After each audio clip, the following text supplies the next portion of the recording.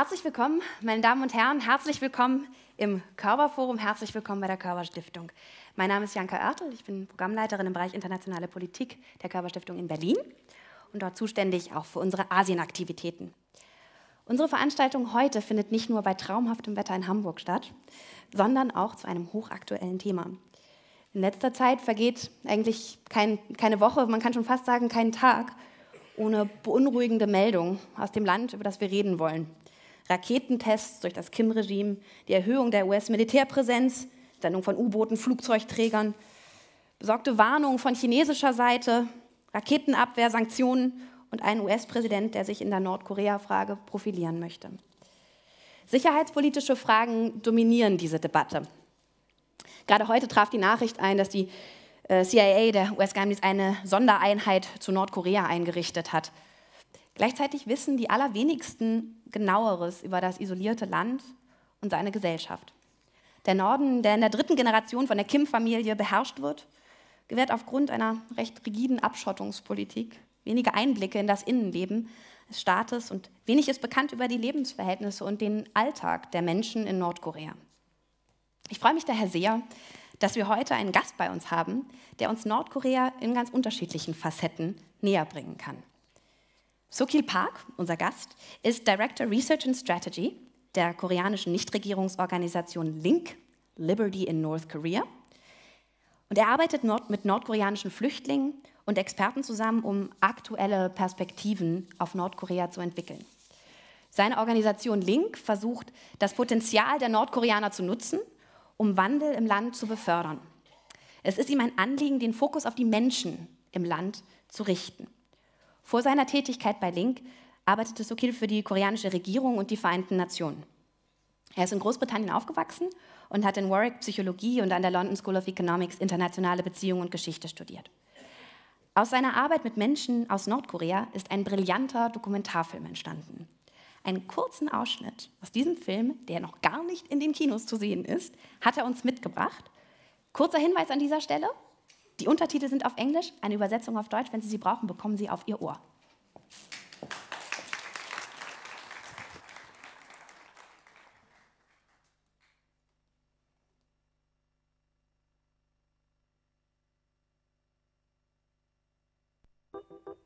원래는 이런 게 북한이 이렇게 아마 법대로 하면 이루어지지 못하게 됐죠. 자해주의법이 어디 장사를 개인들이 막 이렇게 하라는 게 있겠어요. If you talk with people who've escaped from North Korea, you quickly learn just how limited our view of that country has been. 내가 15살에 밀수를 시작했거든요. 중국하고 직접 내가 혼자 이제 장사를 했는데 그냥 그 돈으로 장사해야겠다 생각한 거예요. 자의 말은 안 들었단 말이에요. 우리가 먹고 살아야 되겠으니까. 그리고 젊은 세대들은 자유를 찾고 싶어 하거든요. 지금 젊은 세대. 북한 사람들도 사람이고, 근데 이게 너무 기본적인 건데 사람들은 또 너무 기본적인 거라서 어찌 보면 중요하게 생각 안 하는 건데. This is not your typical film about North Korea.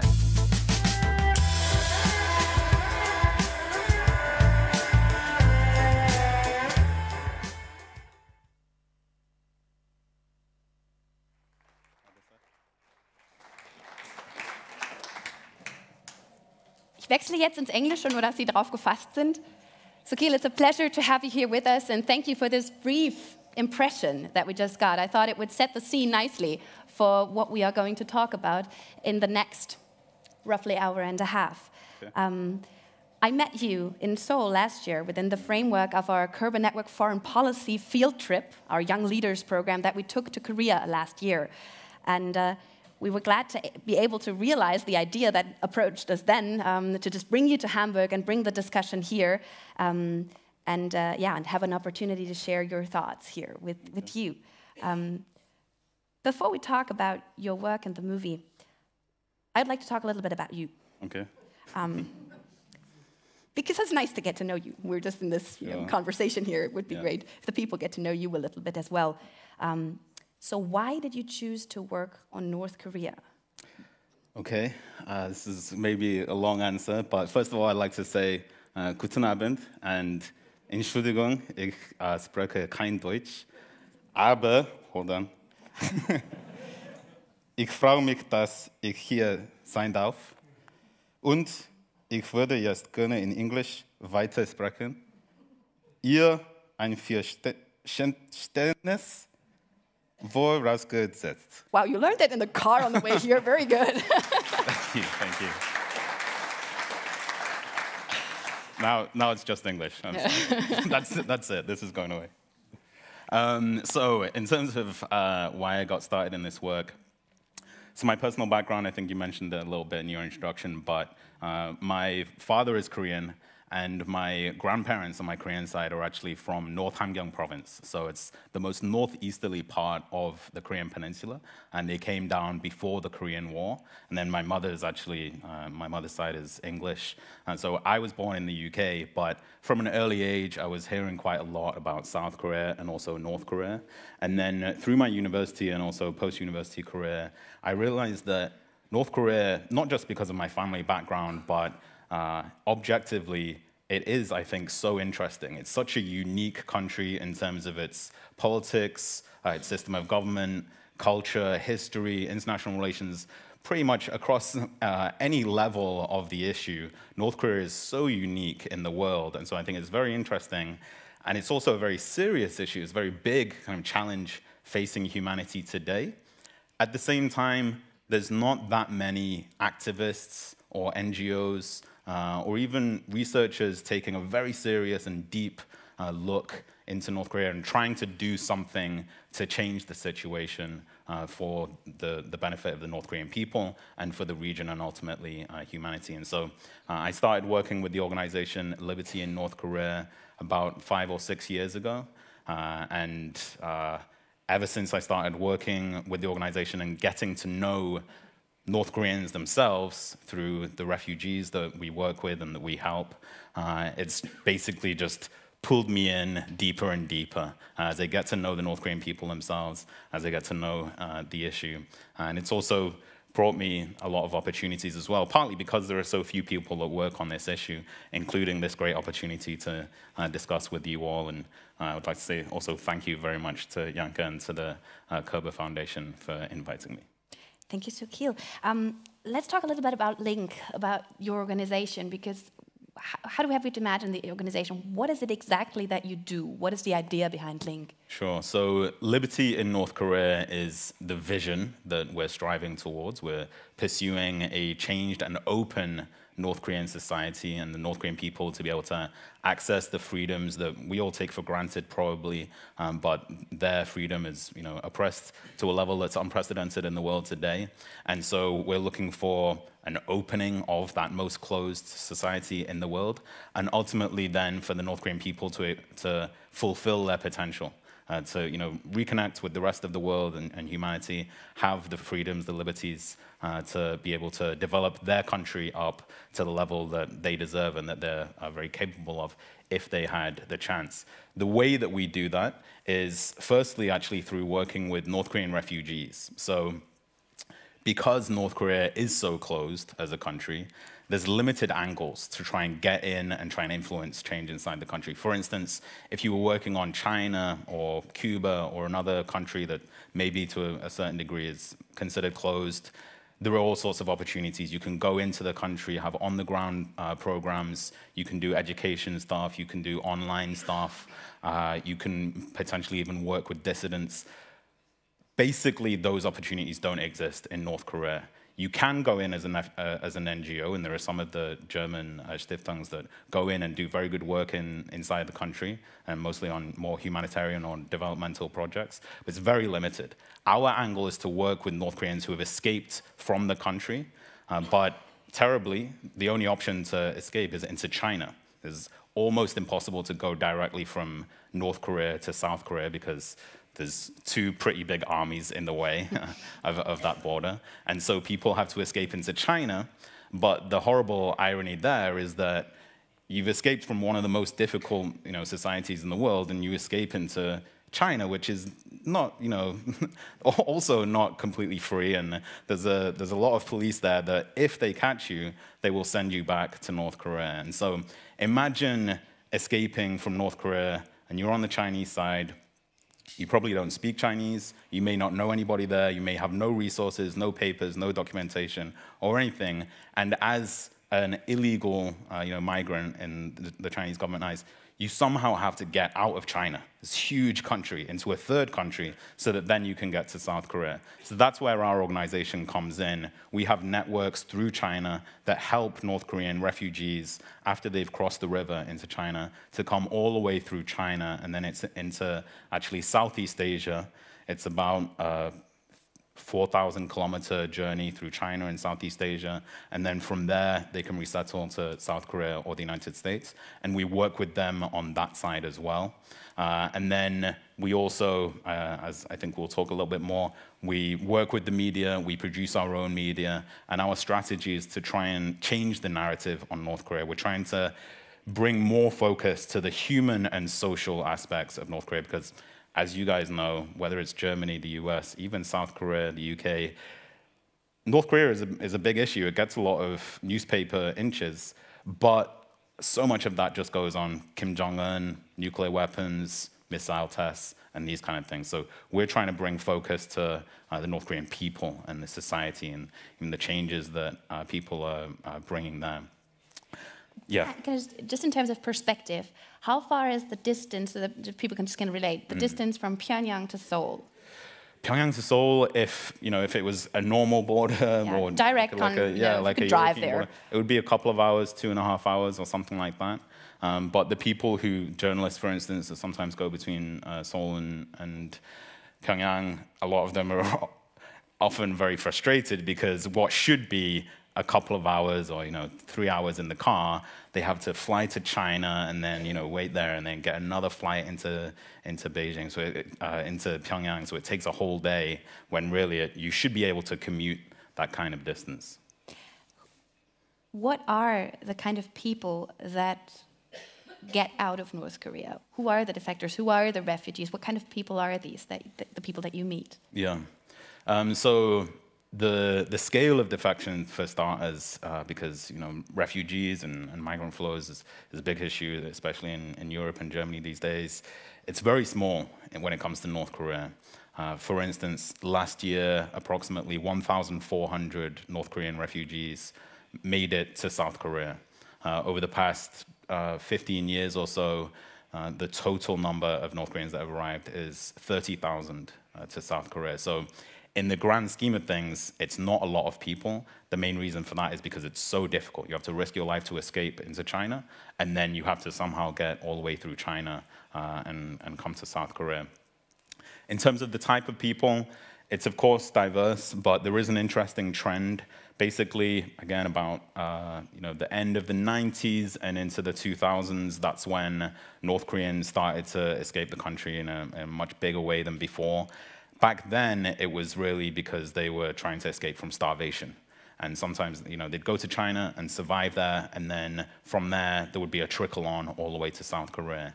These days, there's a trend towards people not escaping just for starvation, but also, broadly defined, freedom. It's people that are learning more about the outside world. For instance, some of the people that we've worked with were a university student in North Korea. That marks you as, somewhat on the upper band of society. University student maybe had a mobile phone, maybe had a laptop, and these kind of things.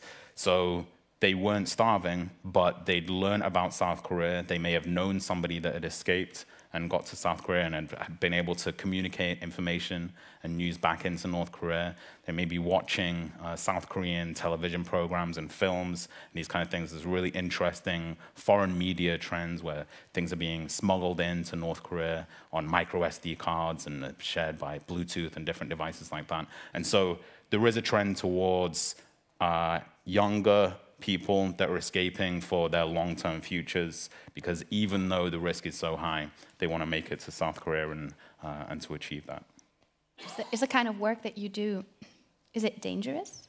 Because as we witnessed recently with the killing of Kim Jong-un's half-brother in Kuala Lumpur at the airport, the reach of the Secret Service of DPRK seems to transcend borders, at Yeah. least. That it's not just within North Korea. So is that the work that you do as an organization, does that put you at risk in South Korea? Or is that still relatively safe? And how about the refugees that you work with? Because they have families in the north, probably. So how are they threatened by North Korean security services? So I personally feel very safe. Hopefully that continues. It depends. If I was a member of Kim Jong-un's family and I was exiled, or I was, living abroad, and there may be a difficult, then there's definitely a risk there, as we've seen. And Kim Jong-nam, Kim Jong-un's older brother, is not the first member of the Kim family to have been assassinated overseas. There's also been an assassination of Kim family members that have defected to South Korea, for instance. In terms of activists, they tend to go for North Korean defector activists and people who are on kind of the noisier, more aggressive end of the spectrum. And I'm not from North Korea originally. I'm less noisy, I think, less aggressive in general, less political, I would say. And so I personally feel safe. In general, though, there is a risk. And there is a risk for North Korean refugees and more so their family members that are still in North Korea.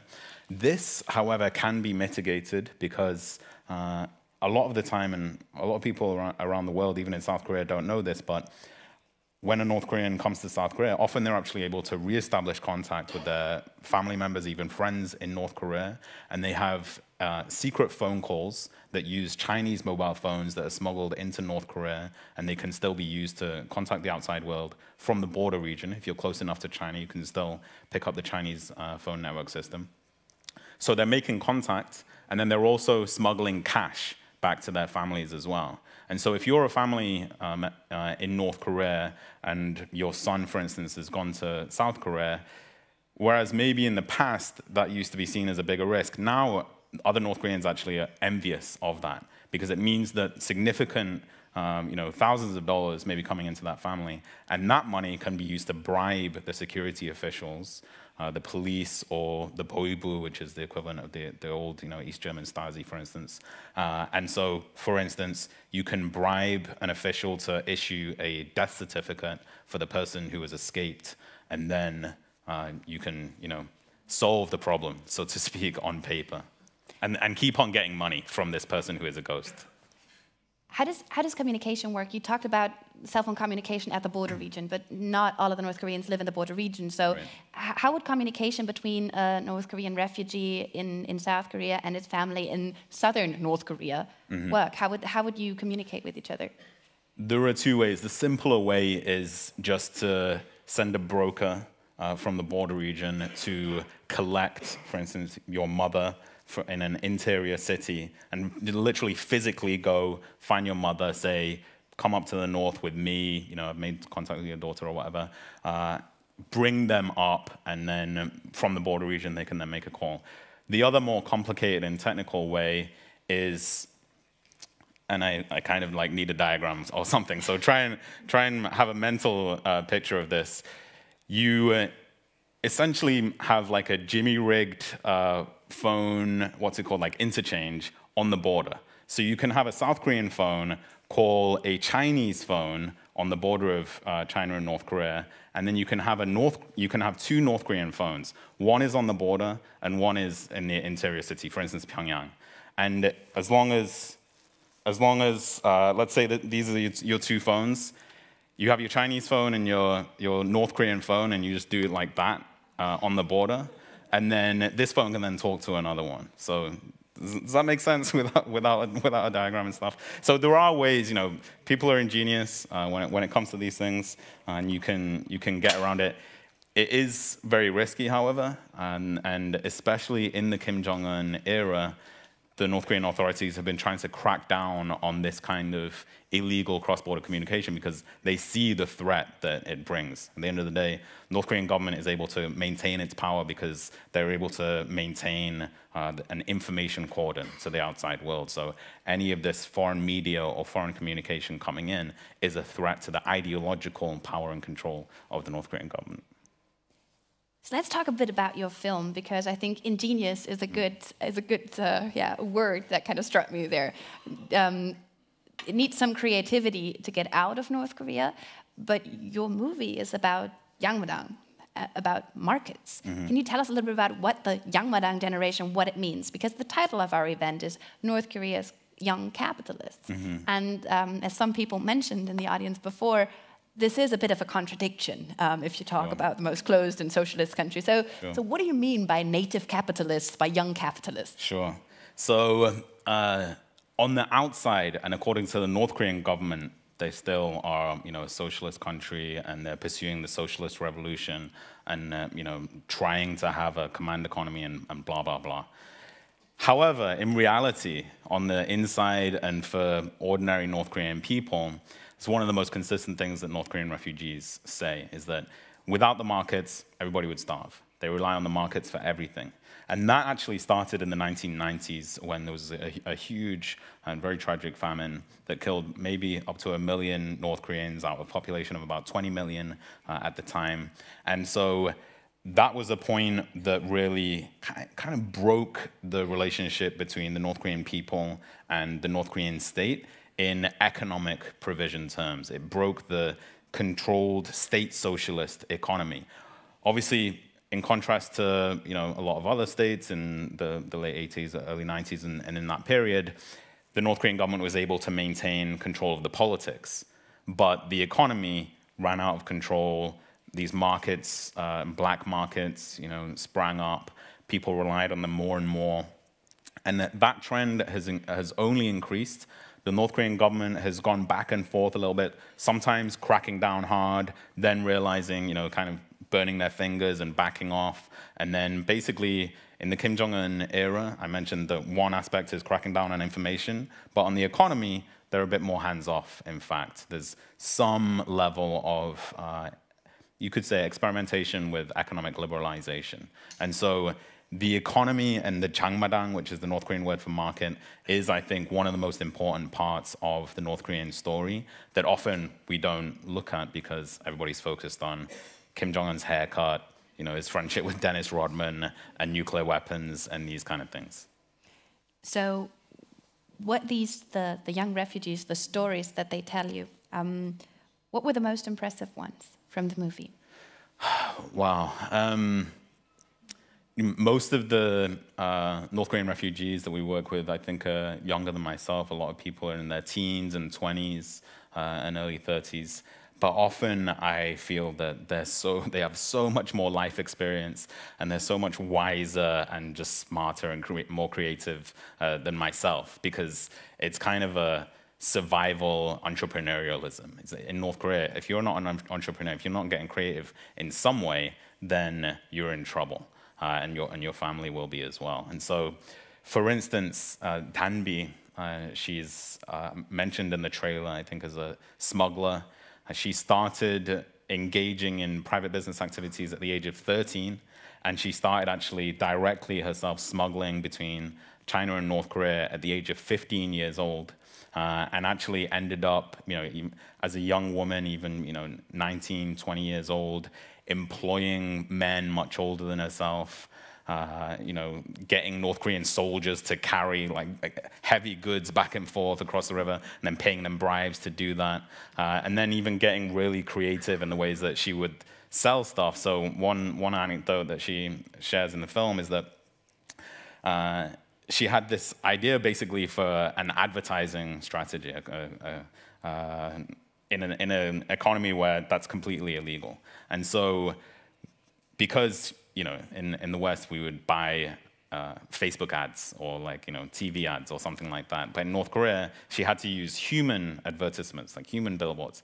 Basically, she got a shipment of clothes from China, new kind of relatively new fashion clothes from China, and then she picked out her most attractive friends and then made them wear these clothes and just walk around town all day and go to the most busy, go to the train station, go to the market, go to all the busiest places. And then people started noticing these, relatively taller, quite attractive North Korean women wearing this slightly new trend. And they started asking hey, where'd you get those clothes from? And then they were basically word of mouth advertising. And she was able to sell out this shipment of clothes in the space of 3 days. So it's an example of how in the North Korean system, it's called socialist, but actually you have to be a native capitalist, especially in this generation, in order to survive.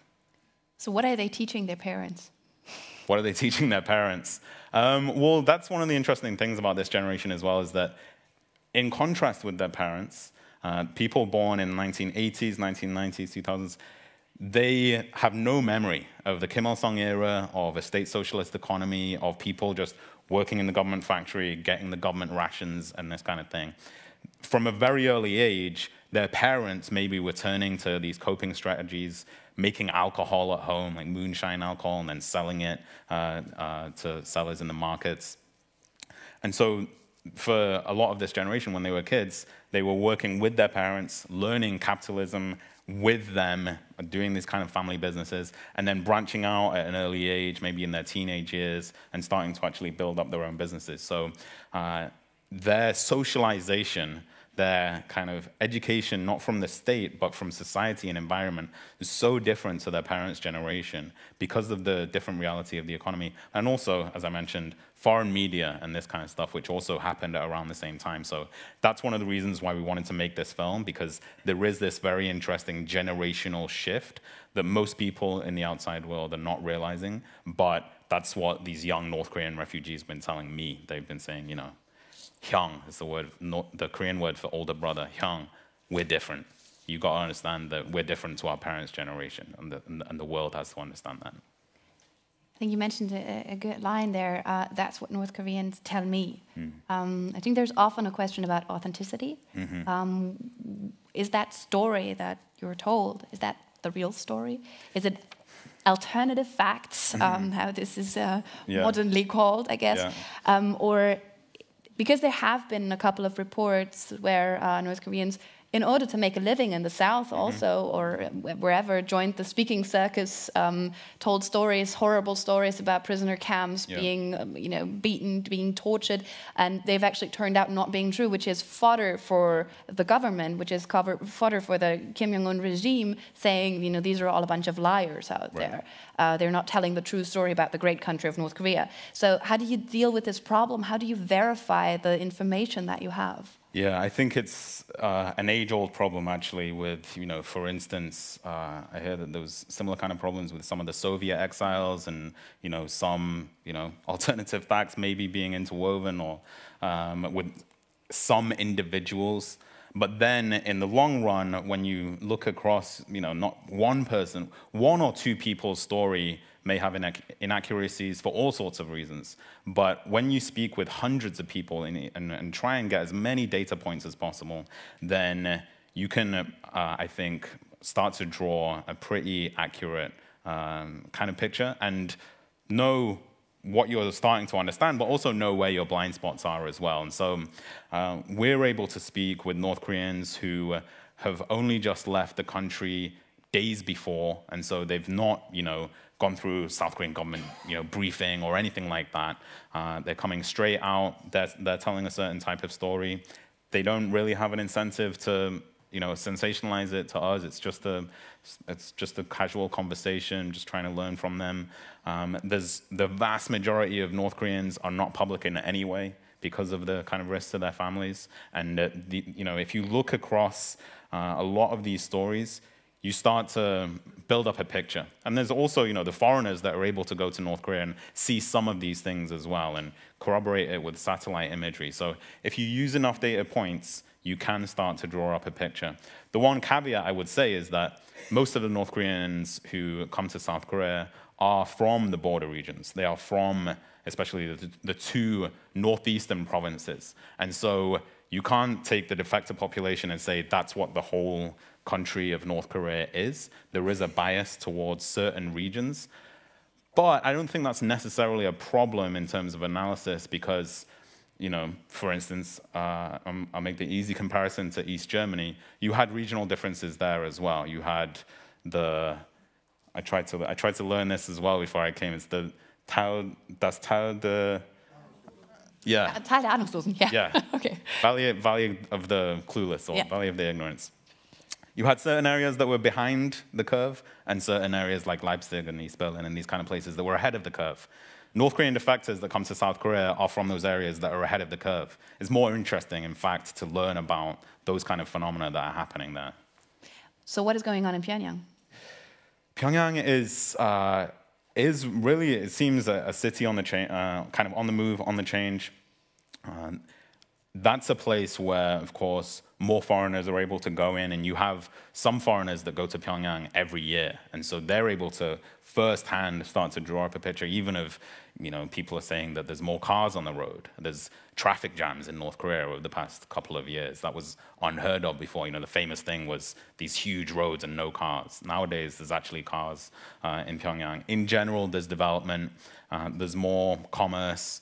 There's, some places where you can buy coffee. There's it's starting to get some of these facets of, that you can get in China or other places.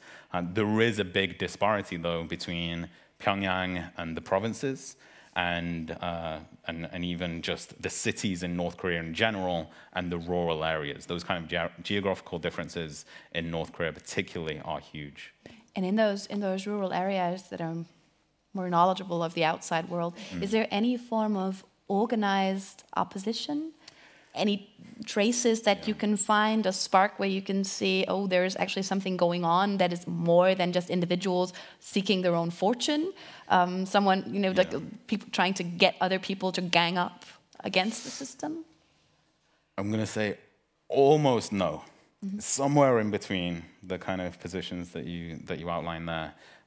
There's no known organized opposition or dissident or a movement inside North Korea. There's in China you can point to human rights lawyers, or in Myanmar you had somebody like Aung San Suu Kyi. In all of these other countries there is a dissident that is named, and they may be put under house arrest or something like that. But there's somebody. In North Korea, there's zero. There's no dissident, because as soon as somebody stands up in that way in North Korea, not just them, but likely their whole family will just be removed from society. It's not that they get taken to a prison and they may get beaten up and then they get put back into society. No, they just remove the threat completely forever, basically. And so there's a very high barrier to having any kind of public dissent or anti-system movement or protest or anything like that in an organized way. And that's, I think why we've not seen it. Just the risk and the cost of doing that is so high. The North Korean government is willing to implement such a high level of brutal violence. And when you do that, there is a way to control people for a long time.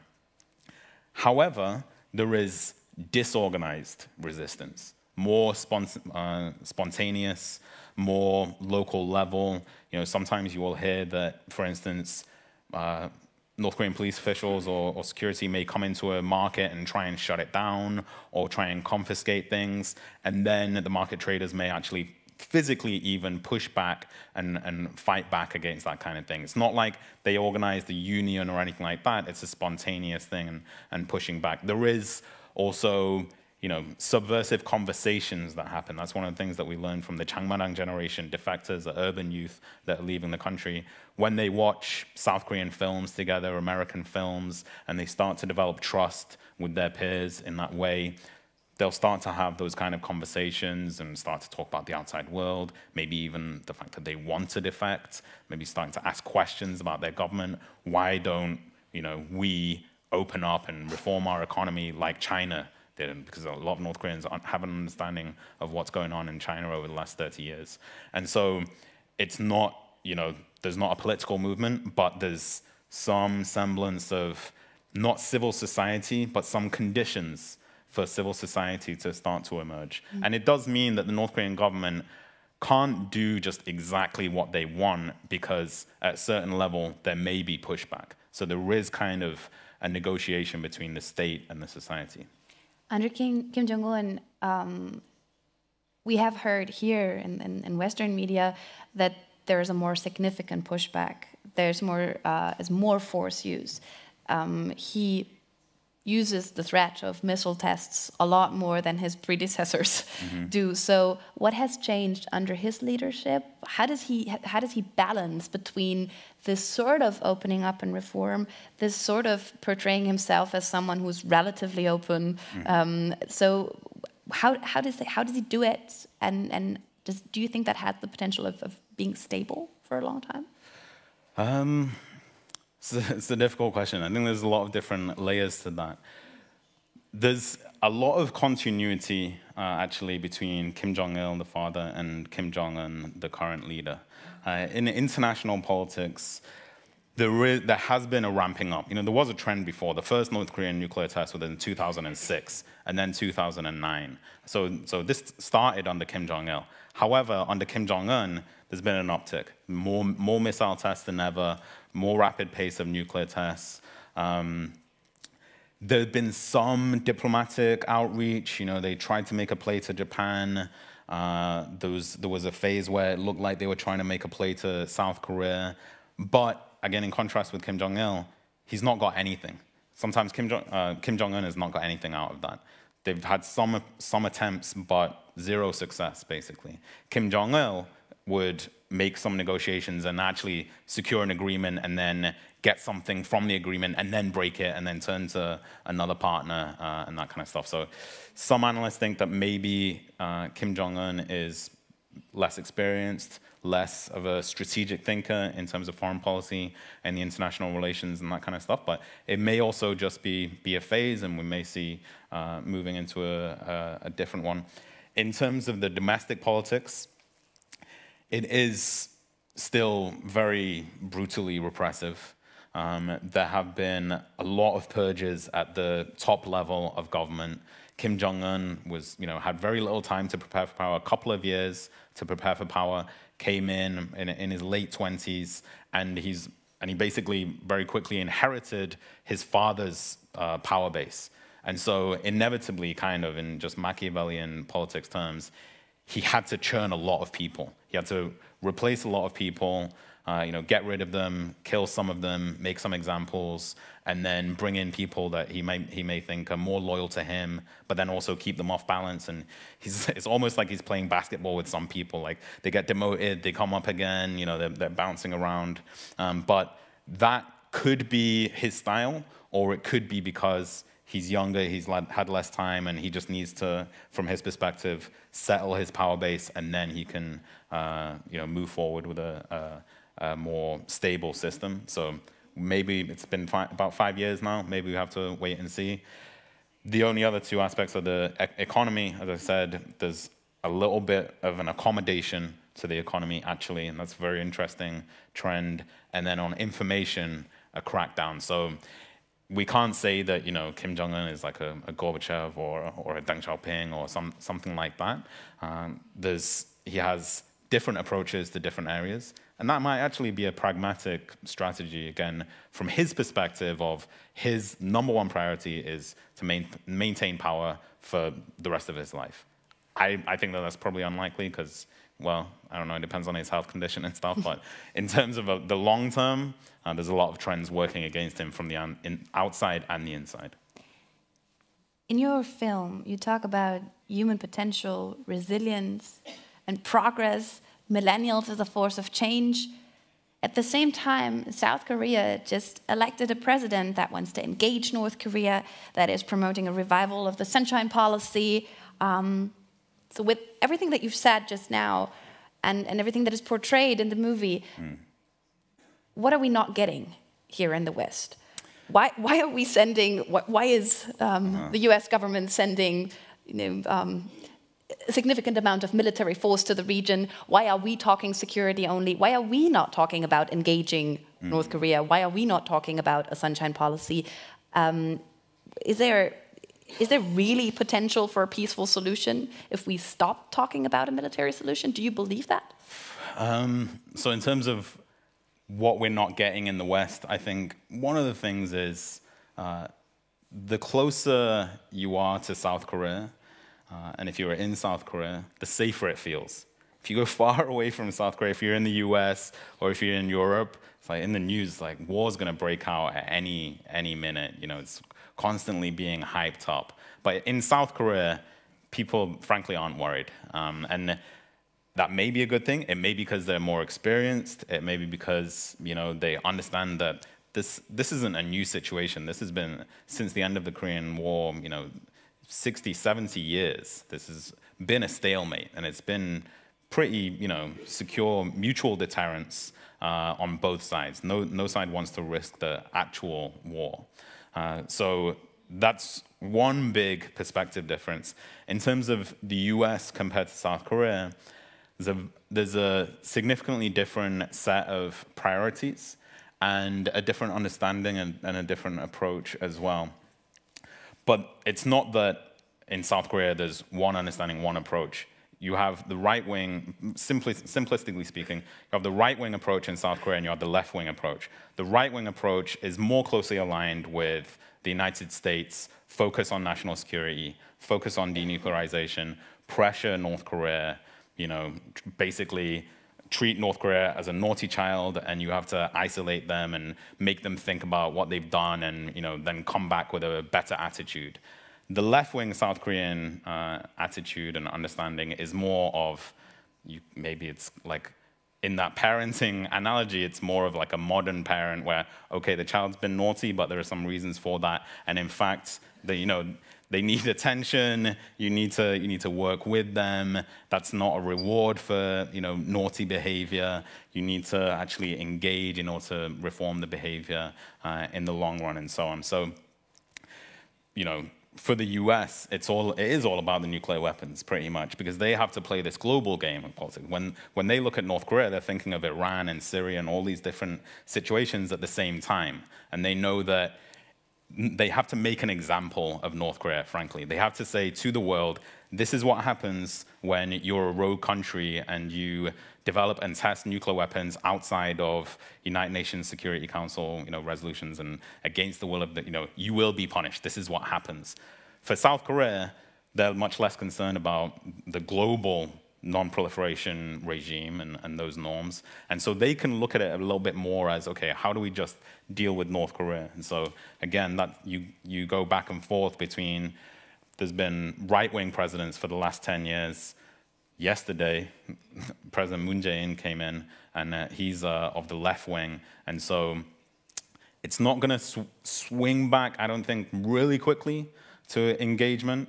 But that is his instinct and his political base's approach and understanding, and so there will be a shift when they can, and I think that they'll try and work with America to have kind of an agreement where, for instance, maybe America is the bad cop, you know, America is the pressure, and South Korea is kind of the good cop and having some engagement. And these kind of things. How does China fit into that game? Because you've seen, I think there was an interesting trend over the past couple of months that there was some alienation between the South Korean government and the Chinese government, who have, you know, worked well together for quite some time, about the stationing of some defensive systems there's a missile defense system that was supposed to be installed in South Korea, and China is not interested in destabilizing the region. It's very much interested in a stable North Korea, whatever it may look like.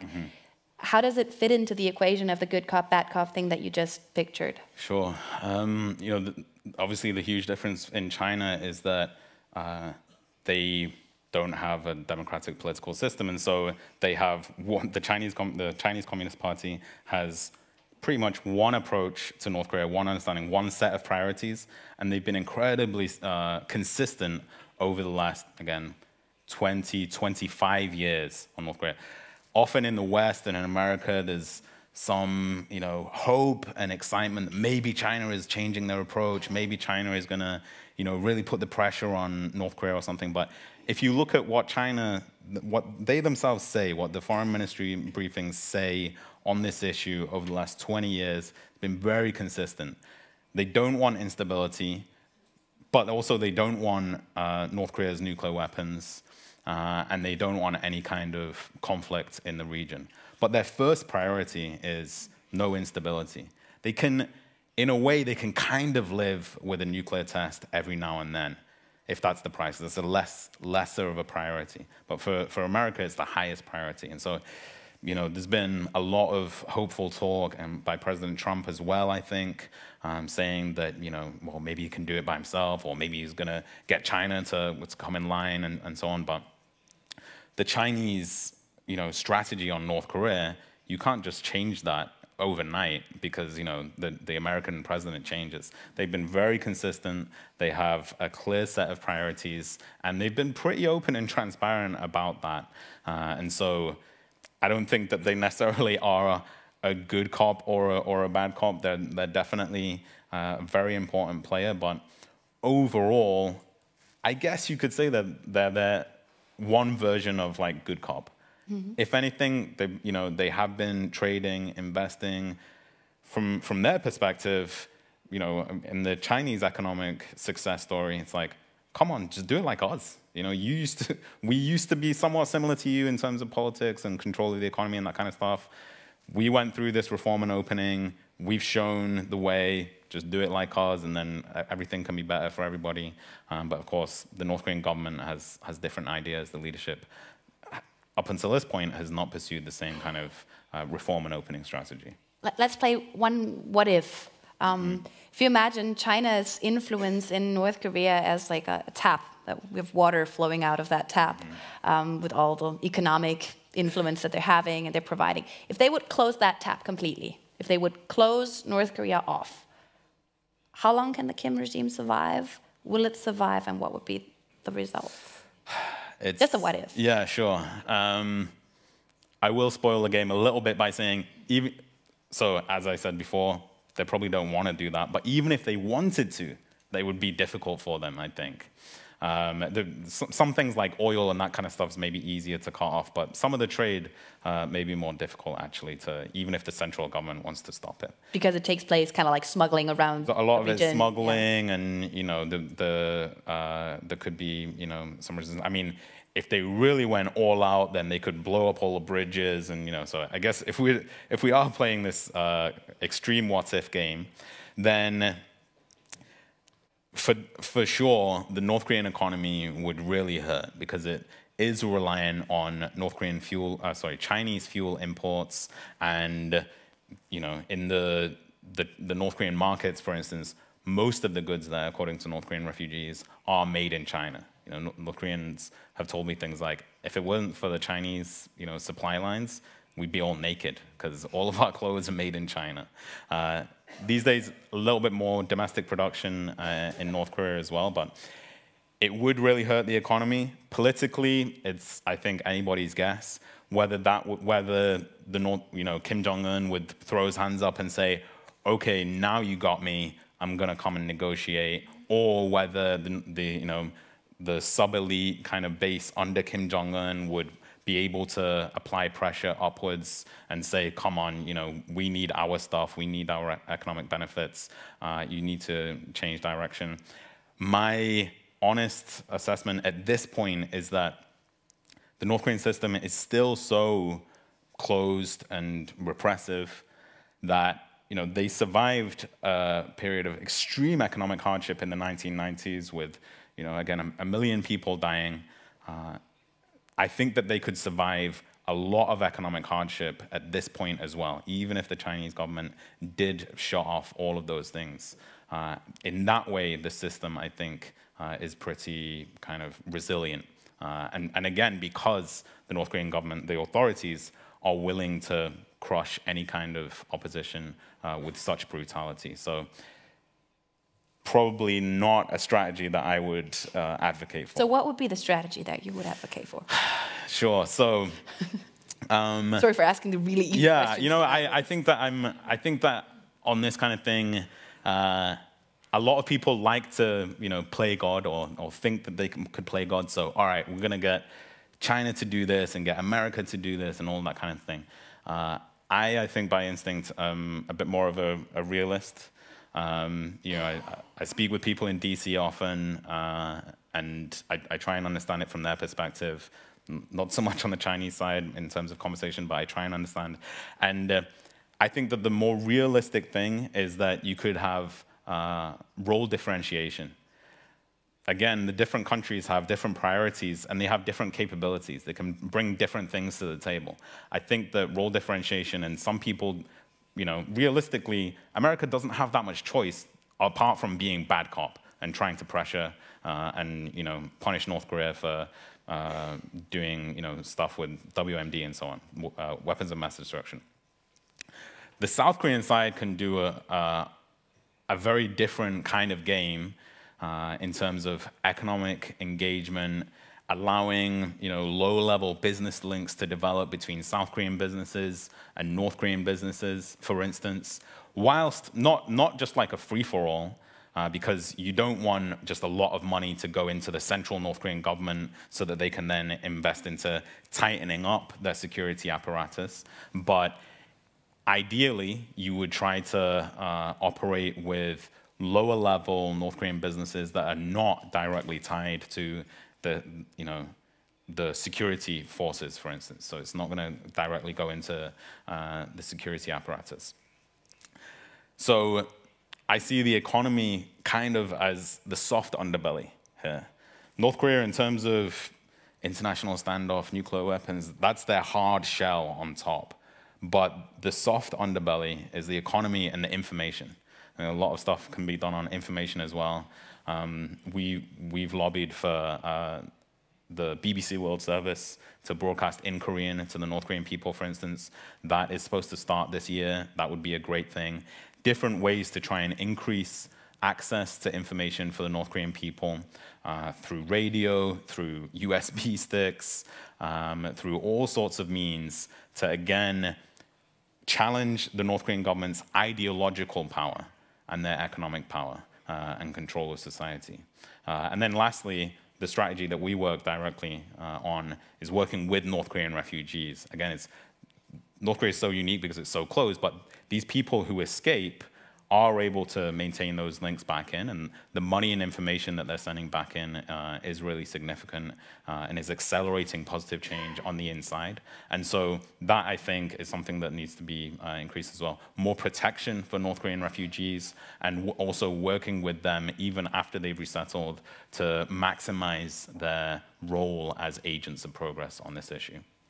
So what would you expect European governments to do? Because I think everyone is kind of searching for what they can do, what their role can be. There's a lot of discussion here about basically when we discuss, or when the North Korea issue is discussed in German media, it's more of we look at the problem, we describe what we see, we describe the role of the Chinese, we describe the role of the Americans, but it's more of a hands-off. It's not really our problem. It might be dangerous, but what are we supposed to do about it? Is there anything that you would say our governments should lobby for, our governments should do? Yeah, I think that it is inevitable that for European governments, it's going to be less of a priority issue than South Korea, China, the United States, and the governments, the countries that are more directly kind of there with core interests in that region. However, I do think that for anybody, whether it be European or Southeast Asian, different regions around the world can have a role. And generally, I would say it's on that kind of information and interaction plane. And so whether it's at the simplest and lowest level, maybe, if North Korean athletes leave North Korea and come to Europe and come to Hamburg and see this city and see how German people live, and even maybe they go to East Germany and they former East Germany, and they see what's happening there, and they can see with their own eyes what's happening. Athletes, academics, musicians, students, whoever it is, and there are some North Korean students in Germany and other places. That kind of thing, I think, it is a long game, and you don't see immediate results. But I think that we saw that in the Cold War as well, that the more you can get that interaction, the more you can expose people on the inside to the outside, to an alternative reality and this kind of stuff, and then they go back in and they share that on the inside, that is valuable. And for me, shutting off those kind of things is kind of ineffective attempt at leverage, because at the end of the day, the North Korean government doesn't really care that much if you shut those things off. So you're just cutting off an opportunity for North Koreans on the inside and people on the outside. This really, really nicely links into the motto of what Körber Foundation does in talking to each other, not about each other. So this is maybe an excellent opportunity to open it up to you and talk with you about what we have just heard. There are questions here already. I have 2 of my colleagues are in the rows over here. You can also ask questions in German, of course. Sokeel has his translation device here. If you do so, just give him a second to put it on his ear. Who would like to? You. Hier drüben ist eine Frage. Meine Kollegin kommt, ich glaube, es ist besser zu verstehen. Hi, you talk about all the neighbors and interested countries, never mention Japan. They're also driving around with little military equipment to show strength, and it's not really welcome in neither North nor South Korea or China. Yeah, right, yeah. Japan, out of the 6 countries, North, South Korea, the United States, China, Japan, and Russia, I do think that Japan has a lesser role. They're pretty constrained in what they can do. They can play a support role to the United States and to South Korea. Domestically, in fact, they've been constrained for a very long time because on North Korea, the historical issue whereby North Korean agents kidnapped Japanese citizens over a period of decades, and this came out when it was Prime Minister Koizumi. That is a really important issue, actually, for the Japanese people and society when it comes to thinking about North Korea. And so if there's going to be any kind of movement in that relationship, they have to have some kind of agreement or accounting from the North Korean side for the abductions. Kim Jong-il apologized to Prime Minister Koizumi, I think it was 2002, back when North Korea, not just with South Korea, but also with Japan and some other countries were having a period of better relations. He apologized, but they didn't fully account for what happened to these people. They said that some people died. Some of these Japanese people that were abducted died, but they couldn't provide bodies. They couldn't provide proof. Some of the Japanese families didn't believe it, and so that's a real sticking point in that relationship, and very difficult to get beyond so that they can look at other things. There is, yes, and there's also there's an interesting link at that human and social level, yes, where there traditionally was a pro-North community in Japan because at the end of the Second World War you had a lot of Koreans in Japan, and some of them sided with South Korea and some of them sided with North Korea, and then that has persisted to this day. That for probably obvious reasons, the side that kind of sided with North Korea has been diminishing, and less power, less validity, and so on. They still exist. There are still schools in Japan, for instance, that in their classrooms they may even have portraits of the Kim leaders and these kind of things. Really incredible, and there are some visits, but it's much less than the 70s and the time when more of these Japanese Koreans were going back, quote unquote, to North Korea and then living there, and then you had families that were partially in Japan and partially in North Korea, and they were sending money and those kind of things. Those people still exist, but that link has been pretty much cut at this point, and it's, again, for the reasons that I previously stated, probably pretty hard to re-establish that kind of link. Da war noch eine Frage hier drüben und dann hier links. Yeah, Herr Park. I had a visitor from England a couple of weeks ago. I think you know her, Park Shi-han. Yes. You know her, no? She is traveling around here and explaining. She is really original North Korean and escaped twice from this country. So I think she knows what's going on there, still what's going on. My question is, I have also connection to the Korean group which is busy with tries to maintain a relation for unification of North and South Korea. But my experience, I lived 5 years in Korea, is neither South Korea nor the American, you mentioned it in basically, nor the Chinese, nor the Japans wants a unification. So how do you see the chances for a unification of North and South Korea? I think it's almost impossible. It can be, we had here also in Hamburg, in the university, a German Korean society, a professor who traveled quite along because he was a geographic in North Korea, and he said, every business, all hotels, all factories are already in the hand of Chinese. So can it not be that over short or long, North Korea becomes a part to China like Tibet is today? Thank you. Okay, I should stop now. So a whole bunch of questions. Yeah. You can target the reunification issue, and then the Chinese influence issue, those two separately. Right. I think that one thing is that, there are a lot of different perspectives on Korean reunification. Again, there are different priorities, whether you're looking from the Beijing perspective, DC, Japan, and so on. Within South Korea, socially, there's a lot of generational difference where, to be simplistic, the older generations feel a stronger tie to, we're one people and we should be one country and so on.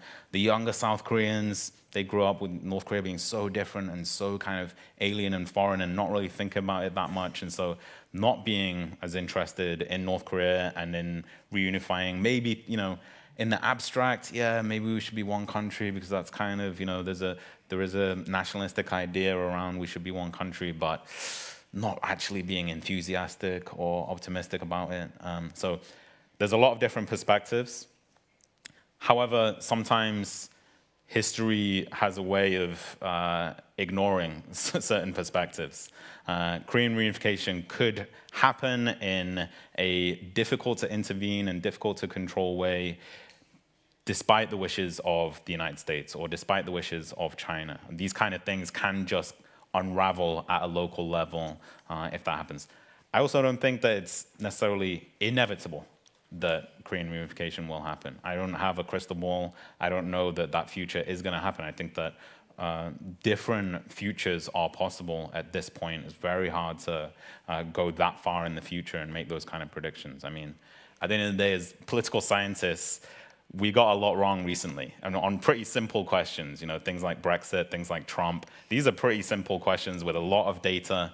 North Korea is very little data, no models, very little predictive power. So I'm not going to sit here and make those kind of predictions. Little humbleness is required. I do think that we need some intellectual humility on this.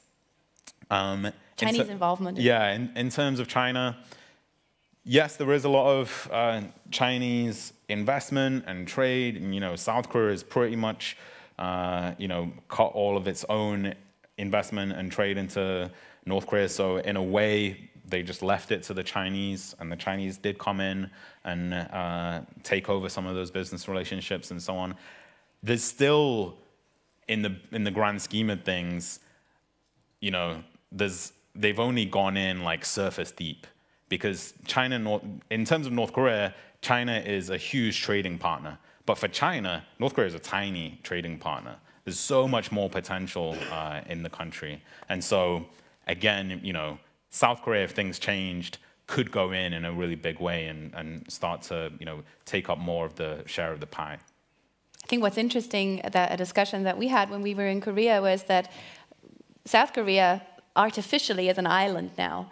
And even the eastern provinces of China and Russia are not benefiting from the situation that they have this huge black hole in their middle. So in terms of economic integration, in terms of trade, actually opening up North Korea could be a major boost to economic development in Russia, in the Far East of Russia, in the Far East of China, and in South Korea. So if you talk about positive trajectories that something could take, there is even discussions about that. Sure. There was a question over here as well.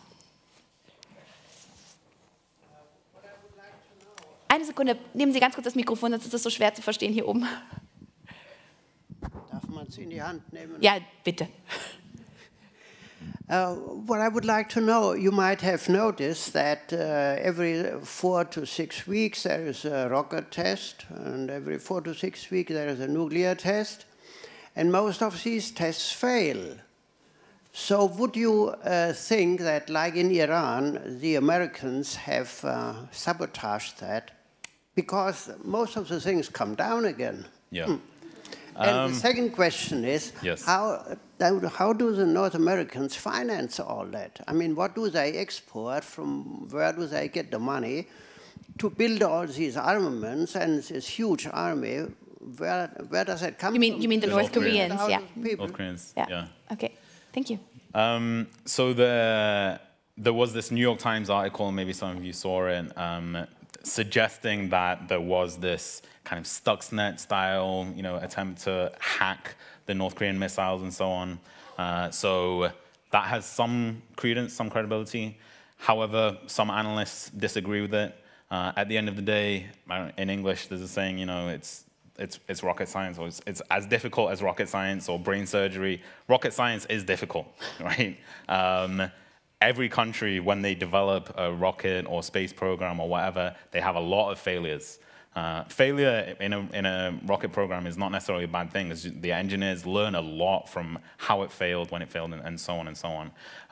If you look at it, for analysts that look at these kind of things much more closely than I do, if you look at the number and trajectory and the success rate and so on, actually they say that overall, they're doing pretty well with the rocket program. So if the Americans are trying to hack and blow things up and so on, they're doing a sorry job at it. Maybe, yeah, maybe they're not doing a great job, but I don't know. I'm not in. I don't work for the American intelligence community, and even if I did, obviously I wouldn't tell you. So, in terms of how they finance it, fundamentally they finance it in the same way that any other government finances their military, but they do allocate a lot of their percentage to the military. They're helped in a way because there is mass and also very long-term conscription for the military in terms of getting manpower. And then when North Korean men join the North Korean military, they actually spend some time obviously on military training, but they spend a lot of time just doing construction work and being sent to work on basically like manual labor programs and so on. And so it's kind of a mixed like economy, military kind of picture going on there. Yeah. There are questions in the middle here, and then over there. First here, and then in the back. Yeah, I worked twice, 5 years in Seoul, in the South Korean high school system, and in the years 2000 to 2003, I realized that the North Korean defectors, they were treated like Koreans second class. And there was a camp in the front of City Hall to make awareness for the South Korean people about the situation. My question is, did that change? Because you are working with defectors. My second thing is about Japan. There was just military exercise, South Korea, the States, and Japan. And Japan was very eager to move in and show the strength. You know that Japan actually is not allowed these things. Mm-hmm. How does that feel to the Koreans? Because there were more than 100 years of horrible incidents, not only the incidents you were telling us, much more. Yeah. Because we just see, yes, it's good, everybody is taking care of the region. No. Mm-hmm. Thank you. Okay, so the first part on South Korean people's views towards North Korean defectors. There are a lot of difficulties there still, I think. Fundamentally, you've had so long a division between North and South Korea, and there's been so much isolation on both sides. Again, I keep on bringing up the East-West German comparison, but it's an easy one. there was a lot more interaction, visits, from people, and, West Germans going to East Germany, and comparatively a lot more freedom for that kind of stuff, sending letters, more contact. There wasn't a war that was fought between East and West Germany. There wasn't the same level of threat rhetoric and, military standoff and all these kind of things. So North and South Korea have been so isolated from each other for so long.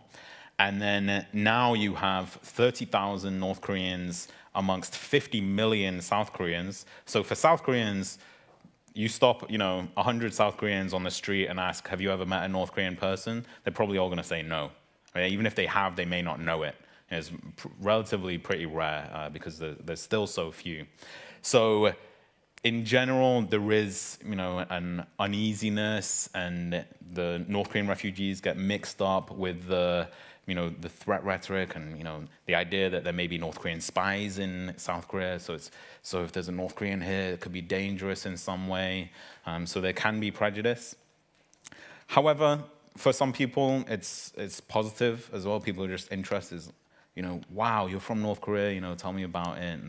And then sometimes it's even like over curiosity, and they ask too many questions, and for the North Korean person, it's like, oh God, this again, I have to tell my, how I escaped and what it's really like, and so on and so on. One of the areas that has been changing over the last few years is that there have been a lot more mass popular television programs in South Korea on cable television that have often younger female North Korean defectors that come on, and it's kind of like an entertainment format. And so this is a new thing over the last few years. There's several of these programs. If you flick through, they're not necessarily really popular, like all South Koreans are watching them, but they have a viewership. If you flick through cable television, there's a pretty good chance you'll see a North Korean person talking about something, their life there or as a refugee. And so that is kind of multiplying the impact of the North Koreans who have made it to South Korea.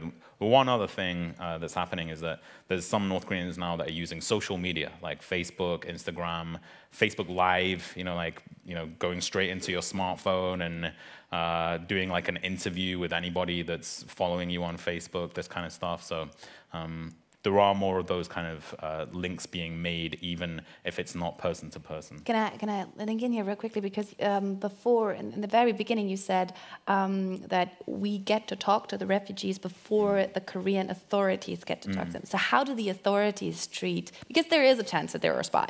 So how are North Korean refugees treated by South Korean authorities? Right. There is very heavy involvement from the South Korean government. As soon as they arrive in South Korea, they go to the National Intelligence Service. It's the Korean equivalent of the CIA, FBI. It's all of the intelligence under that agency, and they're there for 3 months. And there's 3 kind of reasons for that. The first is make sure this person is really North Korean, and they're not, a Chinese person posing as a North Korean, for instance, and make sure that if they're North Korean, that they're an ordinary refugee and they're not a spy, they're not an agent trying to come in. And then thirdly, this person's just come from North Korea. Do they have any useful information for us? Can we pump them for, human intelligence? Did they have military experience? Did they work for the government? What can they tell us about, what's happening inside the country? And so that's quite a long time, especially if you're a young person and you just risked your life to escape North Korea and you're 20 years old and you come to South Korea and then you've got to spend 3 months. It's not all like questioning. It's most of the time you're just waiting around, and then 1 week of questioning for most people. And then there is a facility called Hanawon, which is education center basically for recent arrivals, and you have to go through that program, and they try and teach you how to live in South Korea, and the social rules and how to use an ATM and get money out and that kind of stuff. I don't think it's that. Yeah. Sorry, I didn't get the comment. He was talking about there's some sort of integrating mechanisms that we're also having here right. for refugees arriving. Yeah. in I don't know about the German there's one. There's no interrogation for 3 months. Right. In general, I think the government is pretty bad at this kind of stuff. Mm-hmm. For me, it has to be in community. you learn how to live in a society just by bumping into things and getting things wrong and learning from, you know, other people in society. Then there was the second question about the feeling of Koreans, because there's a historic, you know, there's a lot of historic baggage in the Japanese-Korean relationship. Yeah. How do South Koreans feel when Japanese are now more strongly militarily engaged in the region? You know, there definitely is a trend in Japan, a long-term trend where the establishment is essentially trying to remilitarize, is trying to, you know, from their perspective, kind of regain a status as a normal country that's allowed to have a not just self-defense force, but a ministry, something more like a ministry of defense and a more normal kind of military posture.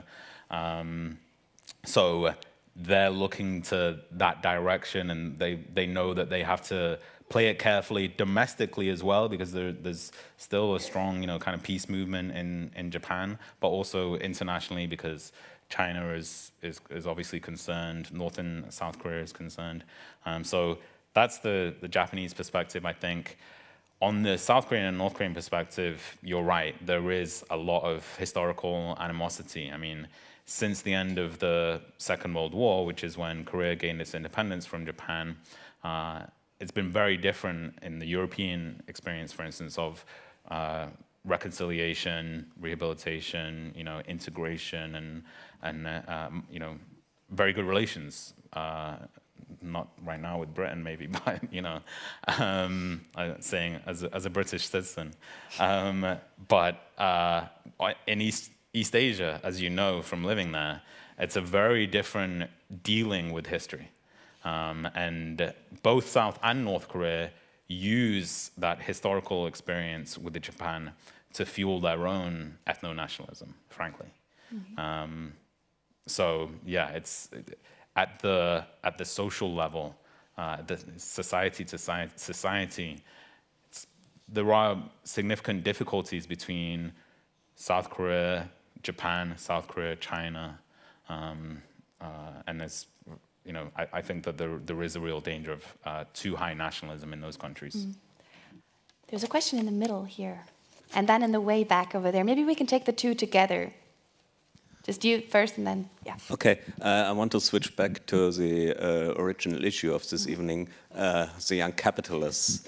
I'm interested in what are the young capitalists trading in? Are they do some things for basic nutrition like fruit or vegetables, or do they sell smartphones, or do they sell like meat, or and where do they get their goods? And is it a kind of organized crime they're doing? Is it like a network where you have kind of Chinese triads or something, somebody back there? And is it basically North Korean goods diminishing developing in a black market, or is it like foreign goods like you can get in Pyongyang? You can get like chocolate from Gut und Günstig, which is originally the case. I saw it 2 years ago. Thank you. And then there's it's a German right. brand. Yeah. Mr. Park, I'm trying to imagine how life is for the North Koreans, especially living in rural areas. We hear about the city of Pyongyang, and when I think about our life here in the Western world, it's almost like interchangeable. If you compare it with any other country, is it then that life in North Korea is the opposite? That people don't have brands, they have more community spirit.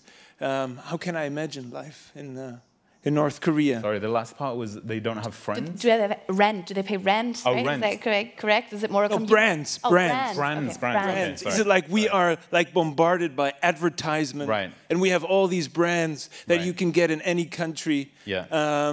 So I wonder if how life is especially in rural areas. Okay. Thank you for making those nicely fit together, those questions. Yeah. Unintentionally, thank you. I'll take those together. Well, to the first question, basically, yes. Pretty much, all of the points that you made apply. There is a market for food. There is a market for alcohol, for clothes, for phones, for computers, for sex, for entertainment, all of these kind of things. Obviously, it is different to the Western market, as the second questioner there pointed out. There's not like the same ecosystem of brands and advertisement and that kind of stuff. There's some brand awareness, and people may know, for instance, like, oh, this is made in South Korea, this is made in Japan, this is made in China, and so they have an awareness of like different levels of quality, and South Korean stuff is more expensive, it's more sought after. They have to be careful when they buy it and sell it. Sometimes they'll like take off the made in South Korea, or like take off the brand logo and that kind of stuff. Or they might even have code words for some of these things, like Samsung. You may not say Samsung. I forgot what it is, but there's like some code words for some of these kind of brands.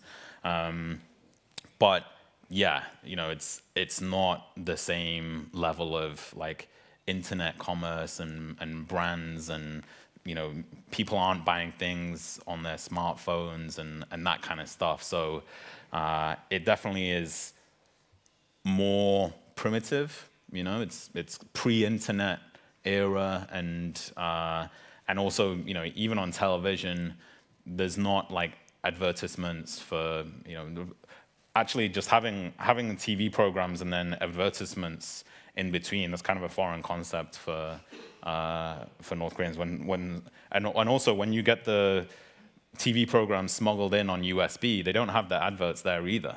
And so when North Koreans like leave North Korea and they see the adverts, it's like can be confusing. They think it's like another little story that's coming on in the middle of their story, and it's and then obviously they get the picture.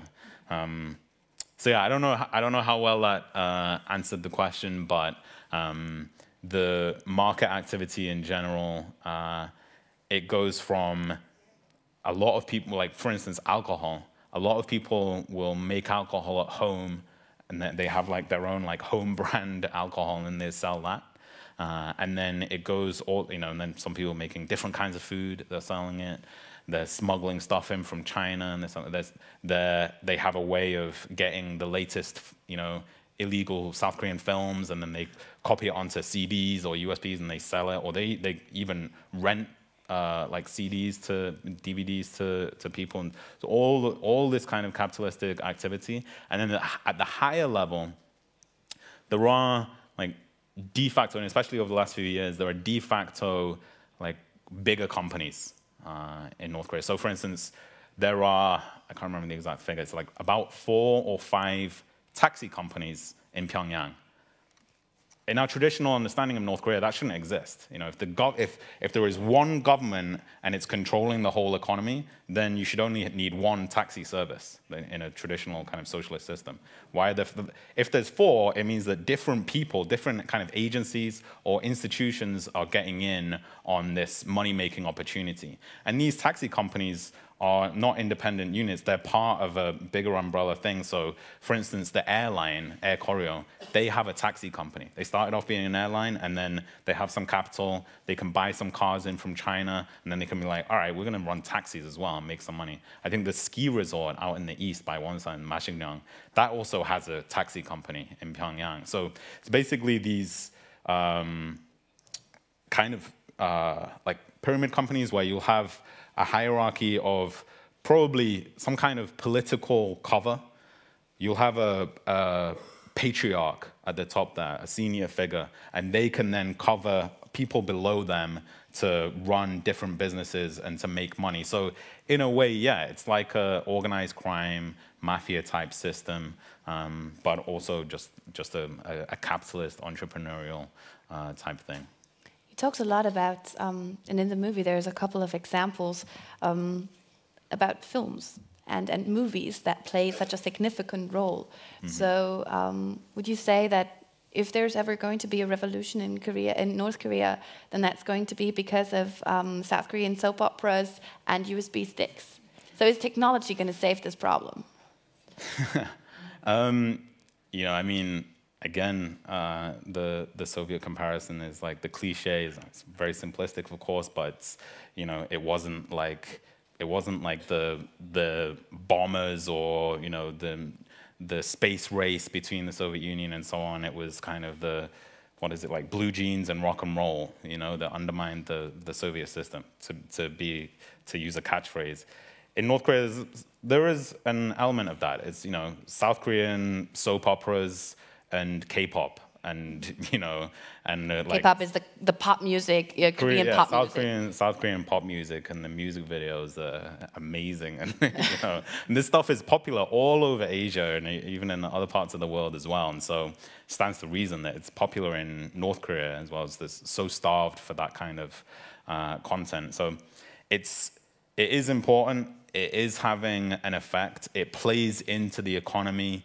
Again, it plays, you know, it plays into people pushing back on the system. Even they watch South Korean films and Chinese media, and then they get different ideas about what they can do with their appearance, dyeing their hair, you know, wearing clothes that are a little bit, you know, not conservative in North Korea, and then they start to bump up against the restrictions, and then they get more discontented with the system and how restricted they are. I mean, it may sound trivial, but it may sound, you know, hard to understand, but there have been female North Korean refugees that have told me they defected because of fashion, in a way. They escaped North Korea because of fashion. Fashion to us is like a maybe, you know, not as important thing, like you're going to risk your life for that, but fundamentally it's self-expression. It's being in control of your own body and what you're going to do. And if there is a government that's highly repressive on that, then that feeds in to your bigger idea of, I don't want to live in this society. I know there's an alternative somewhere else. So at this level, it's motivating some people to risk their life and try and make it to South Korea. In the long run, it may motivate people to push for change in a different way inside the country. But I don't think that the conditions, nonetheless, exist right now for like a bottom-up revolution, for a, you know, like 1989 type moment in North Korea. We don't have the conditions right now, but it's moving in a certain direction upwards. Sokeel, thank you so much for taking the time to come here. I can just recommend the movie once it finally hits the movie theaters. It's still not in distribution now, but we'll keep you posted on our website when it is. I just recommend to watch it. It's a lot of great little stories coming out of North Korea.